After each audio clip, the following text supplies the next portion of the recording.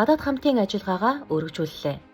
Монгол улс болон Бүгд найрамдах Франц улс хооронд дипломат харилцаа тогтоосны 60 жилийн ойн хүрээнд Монгол улсын иргэний засгийн ерхий газар, иргэний засгийн үндэсний төв түргэмжид хязгаарлагдмал хариуцлагатай компани болон Бүгд найрамдах Франц улсын төрийн хөрөнгө оруулалтын банк BPI France, Францын үндэсний иргэний нисхийн их сургууль, мөн дэлхийн хэмжээний технологийн шийдэл нийлүүлэгч Thales Group зэрэг байгууллагууд хооронд хамтран ажиллах санамж бичигт 2025 оны 7 дугаар сарын 8-нд албан ёсоор гар хэсэг зурлаа. Иргэний засгийн үндэсний төв түргэмжид хязгаарлагдмал хариуцлагатай компани Бүгд найрамдах Солонгос улсын газрын тосны чанар хангамжийн газар хооронд 2025 оны 5 дугаар сарын 24-ний өдөр техникийн хамтын ажиллагааны тухай харилцан ойлголцлын санамж бичиг байгууллаа. Мөн энэ өдөр Таиландын хаант улсын Aeronautical Radio Thailand компани хооронд хамтын ажиллагааны санамж үзэгдлээ. Эдгээр санамж бичгүүдийг байгуулснаар Монгол улсын иргэний нисхийн салбарт урт хугацаанд хамтран ажиллах, хамтын ажиллагааг стратегийн түвшинд шин шатанд гаргах зорилготой юм а.